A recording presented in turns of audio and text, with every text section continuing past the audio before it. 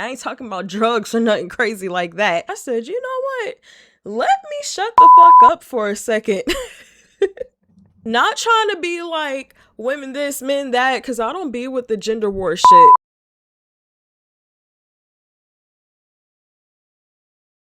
Hi, my loves. Welcome back to my channel, or if you're new, welcome. My name is Ty. I'm she's underscore a beauty on all socials. And today we're going to do part 2 of the 30 things I learned before 30 list. And we're just going to get right into it. Let's spend some time together. Y'all already know I got the iPad ready, okay? Distractions can only get you so far. What I mean by that, I gotta take these glasses off, get comfortable, okay?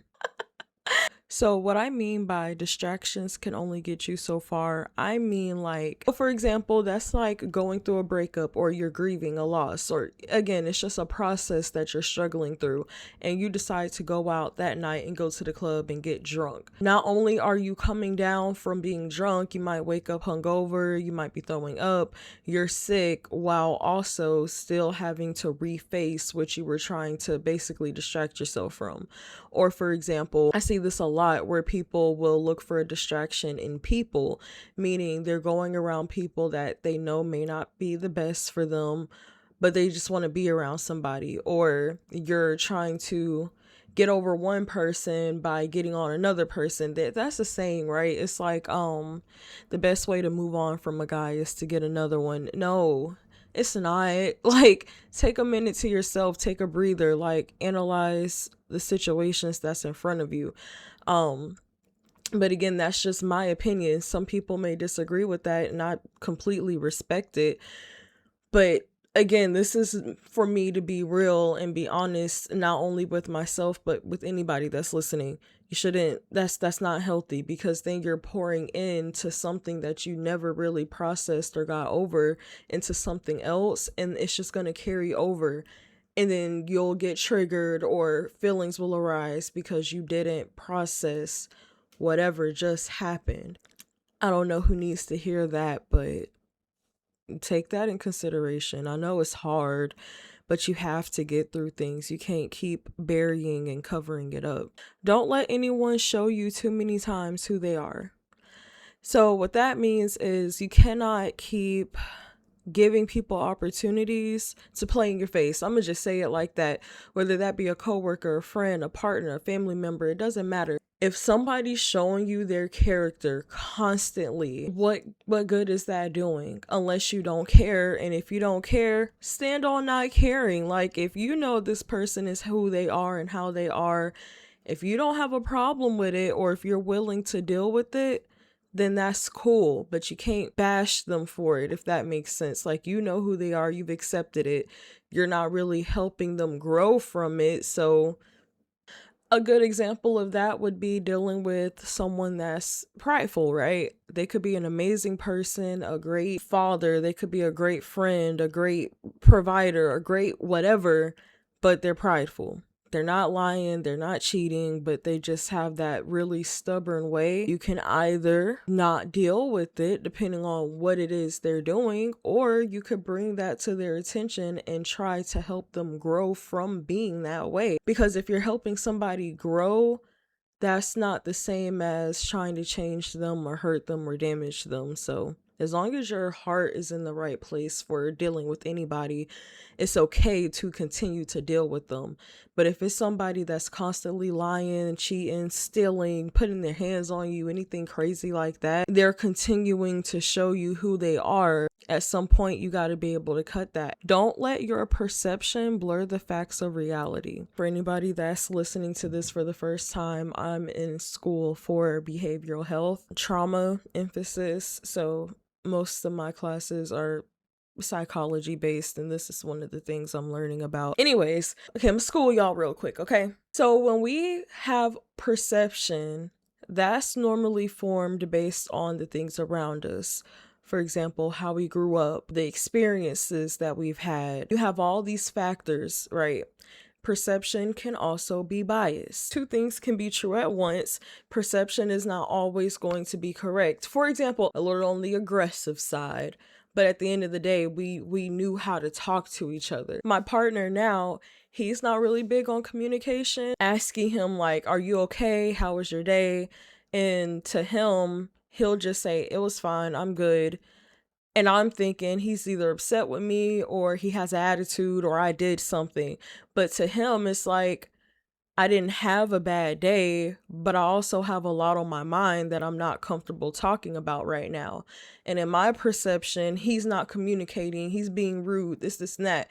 But to him, it's like, I literally just got home. Like, it's a lot on my mind, but I'm not trying to dump all that on you. Two things can be true at once, but my perception of him being upset with me, totally wrong. He's not upset with me.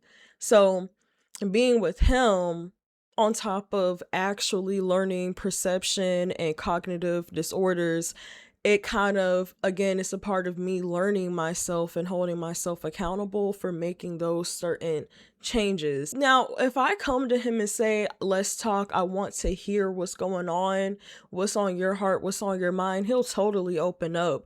But I also gotta like not overtalk him and things like that, which I'm getting better with. So I had to learn how to create a space for him to feel safe and comfortable, even expressing anything to me. Listen to understand and comprehend, not to respond. Now, this is something my dad used to say all the time, and I low-key used to get mad because I would be like, I hear you, Dad. Like, I hear what you're saying, but... And then I would always have a quick response for things. One thing that I noticed that I do, not trying to be like women this, men that, because I don't be with the gender war shit. But one thing that I have noticed that myself, but in particular like women do, we already have the answers in our minds. We already have a response prepared. So when we're in an argument or in a discussion, we've already thought it out. We're hearing what somebody's saying, but we already got our rebuttals. Once I learned that I was doing this, I said, you know what? Let me shut the fuck up for a second. I know AJ's gonna see this and bust out laughing, but I'm being so real. I really had to learn how to shut up and just listen sometime, because I always got an answer for something. I have a very organized mind, and I'll already start processing and trying to understand how he's thinking about it before I even give him a chance to tell me. So when we're in a discussion and I'm like, "Okay, tell me X, Y, and Z," he'll say it, then I'll be like, "Okay, but instead of like being like, "Okay, I get where you're coming from," and letting him finish, I'll just start inserting the things that I've already like stored away that I'm ready to just put out there. Doing that takes the opportunity from the other person to feel understood and heard. And it's hard, and it's something that I'm personally working on, because it's hard to not use my structured brain, I guess. And there are times when we don't discuss things right away, and I have to like learn to let him get all his thoughts and feelings out and then respond, but take in consideration everything he's saying in the moment.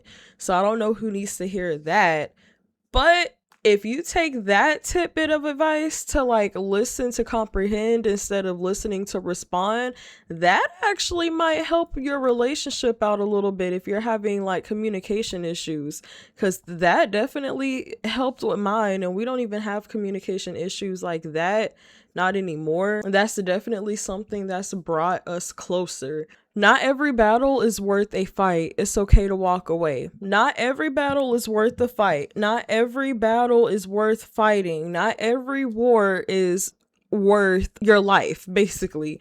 And so what I mean by that is a little backstory. Your girl was a hothead back in the day, okay? It's been times where I lashed out on management. I've lashed out on customers. I'm not proud of it. I'm really not. But it's the truth, and I'm here to be honest, right?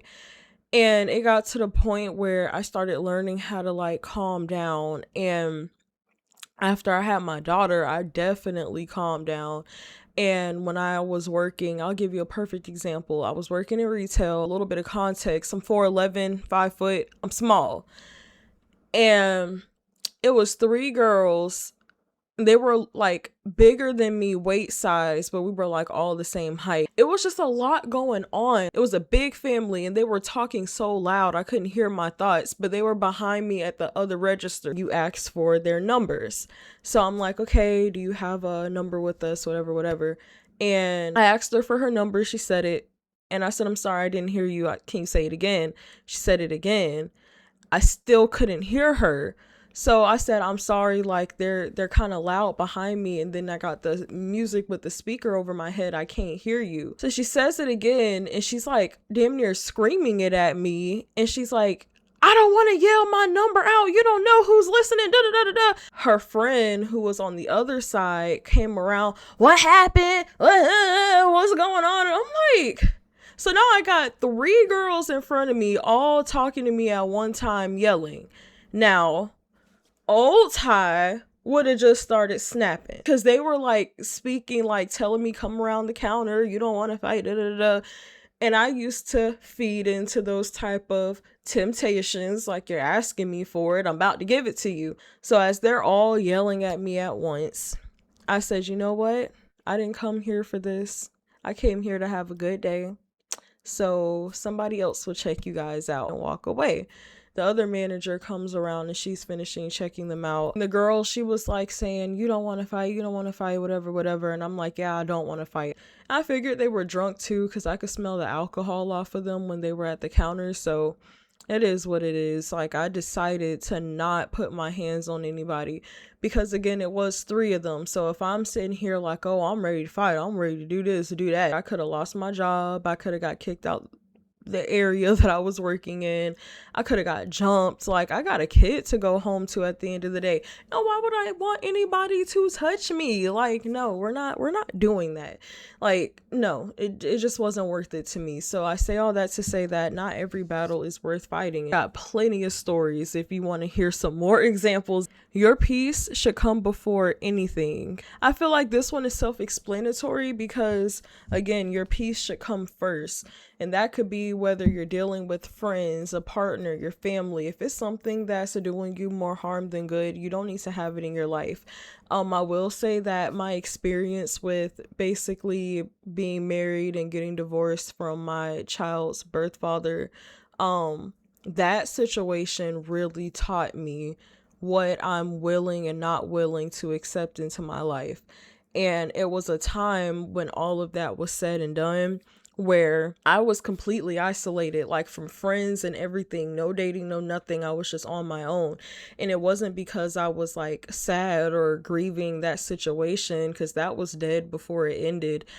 But it was like I needed time to figure out who I was and the type of people that I want around me, because it wasn't just him, it was the people that were around us at that time, like the old friends that we had. It was just a lot of things that I didn't feel like built me up in the way that I needed, as well as me being able to put my best efforts around those people as well. So I had to make the decision to let a lot of people go.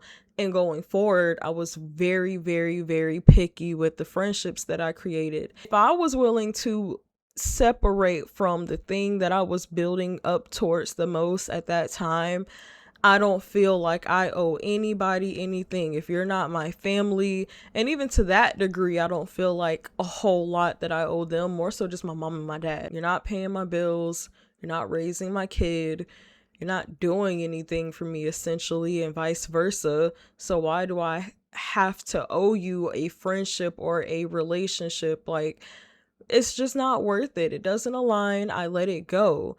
Even with the dating, like if it was a person that displayed any behaviors that I didn't think would be good around my child, or again, just like you're already lying, you're already being manipulative. If I'm seeing the signs early, I really pay attention and I go. I don't care about potential. Potential don't matter. It's what you're doing now. Peaceful tie before anything else. I'm not playing them type of games. You must take care of yourself in order to take care of anyone else. And of course, with that one is more so tailored to like me being a mom, but I feel like that can go towards anybody. Like if you're a caregiver of your parents, or again, children, you're the oldest of your siblings. If you're the person that's the primary person that everybody goes to for care or for anything, you have to make sure you are okay first. And that's just a general statement.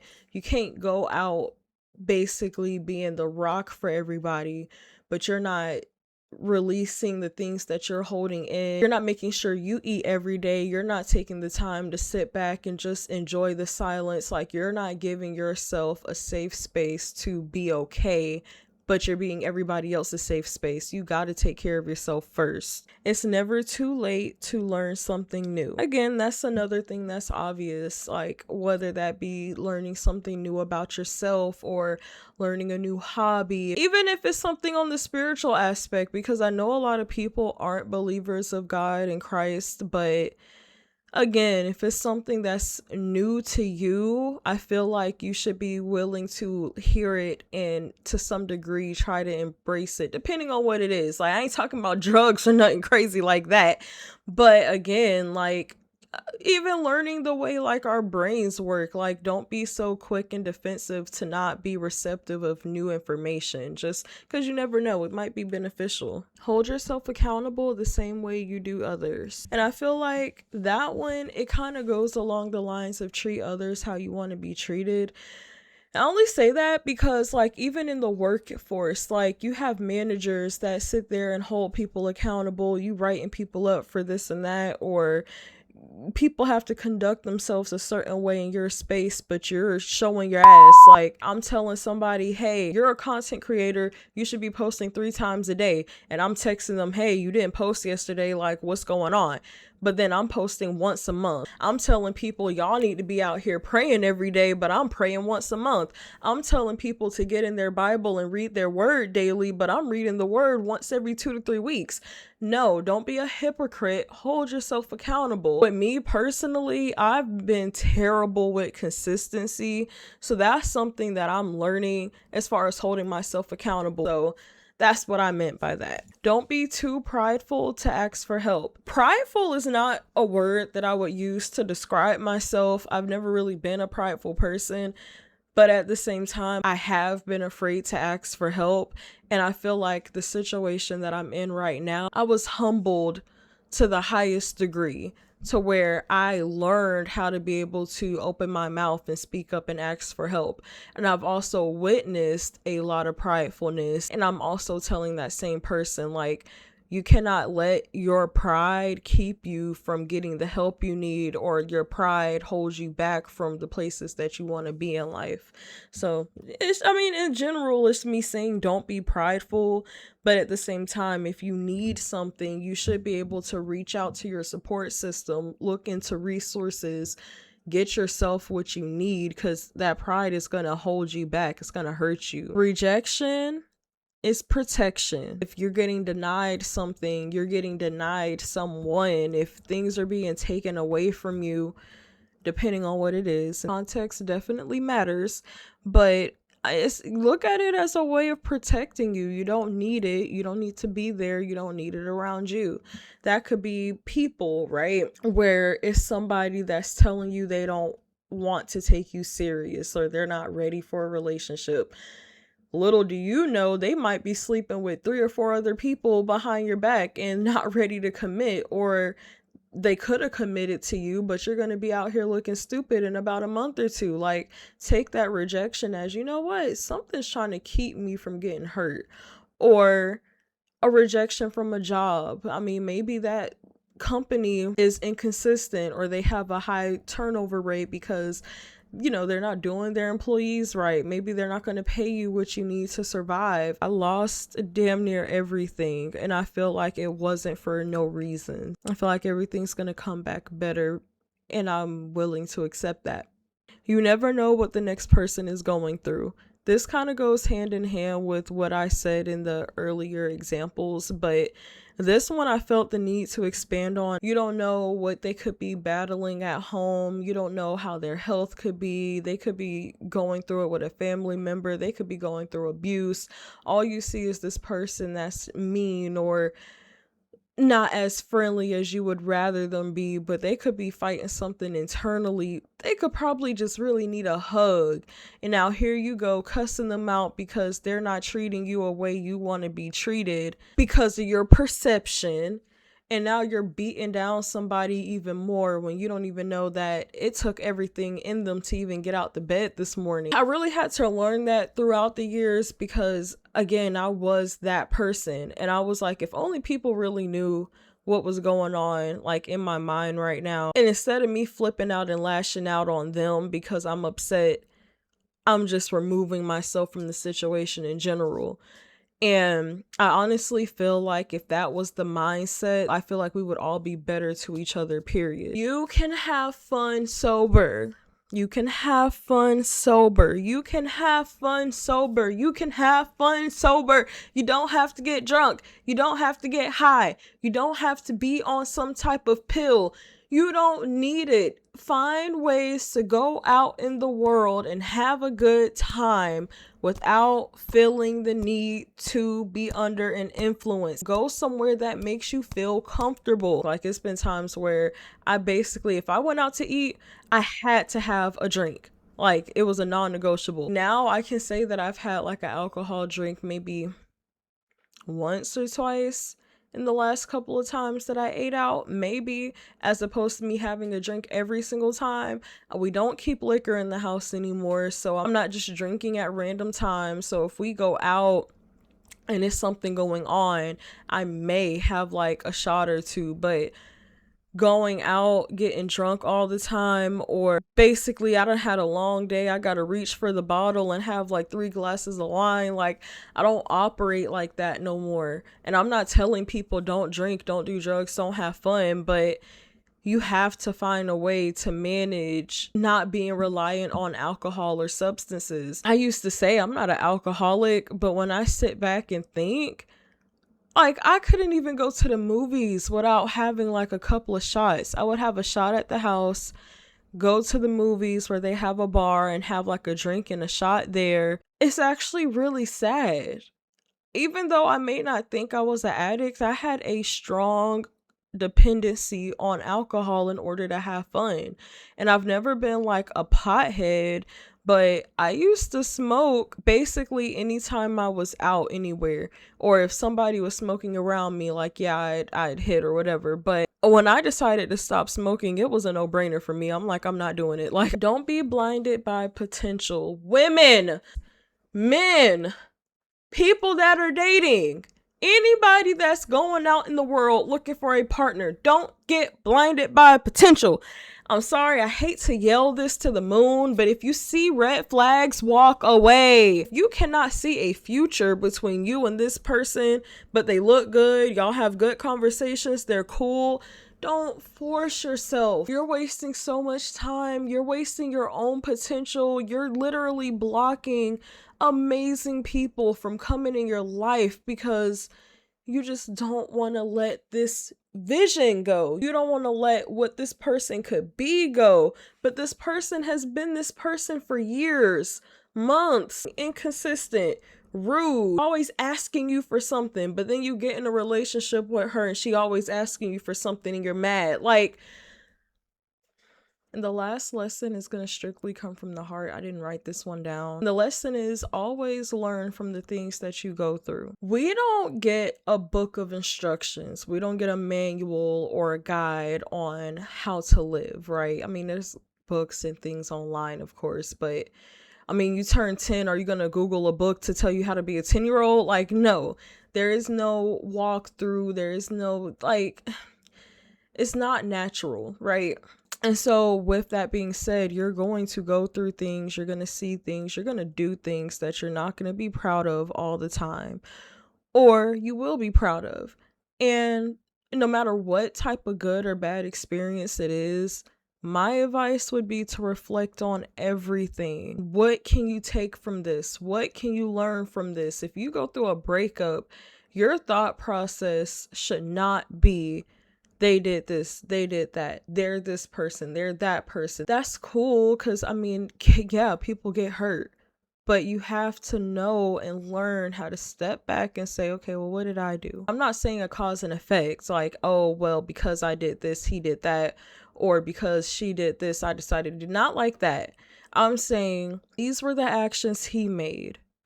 Okay, what were the actions I made?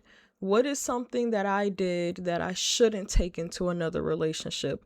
What is it that I did, or what are some of the things that I used to do that would be valuable? You get in that new relationship, you found that person that you just adore. What are some things that I could do differently that they would appreciate? You cannot go into every relationship and friendship doing the same things, being the same person, because regardless of who this is, you're always going to have this type of outcome. Even if it's not like an outcome of cheating, it's still going to be something that's going to separate you from somebody else because you didn't take the time to learn from your mistakes or reflect on the things and the situations that you would have rather gone differently. I just say that with the kindest heart and saying, just stop and think sometime. I promise you, you will progress and be better on your own or even with other people, like friendships too. That's what I'm saying. It doesn't matter what it's going towards.